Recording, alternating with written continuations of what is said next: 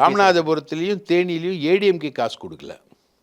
காசு கொடுக்க தயாராக இருந்தும் ஆர்பி உதயகுமார் வந்து அதான் அந்த ஒரு பர்டிகுலர் கேஸ்ட் முக்குளத்தூர் லாபி, அதில் வந்து ஆர்பி உதயகுமார் வந்து கொடுக்கல காசு. அவங்களுக்கு சாதகமாக செயல்பட்டாருன்றீங்க. சசிகலாவுக்கு சாதகமாக செயல்பட்டார். அதே மாதிரி அந்த சசிகலா டீம் தினகரனுக்கு சாதகமாக செயல்பட்டார். இங்கே ஓபிஎஸ்க்கு சாதகமாகவே செயல்பட்டார். ஓபிஎஸ் ஓட்டு கேட்டதே வந்து நான் ஒரு கட்சி பொதுச்சு தலைவராக இருந்திருக்கேன் அப்படிலாம் ஓட்டு கேட்கல, என் ஜாதிக்கு ஓட்டு போடுங்கன்னு தான் கேட்டேன். ஜாதிய தலைவராக தான் ஓபிஎஸ் அங்கே இருந்தார். ஸோ அந்த ஜாதி இன்டர்ன் நம்மளை நம்பி வந்திருக்கான் பெரிய மனுஷன் அப்படின்னு ஒரு டேர்ன் அதுதான் அங்கே இது பண்ணல. ஸோ அந்த மாதிரி விஷயங்கள்லாம் நிறைய நடந்த தேர்தல் இது.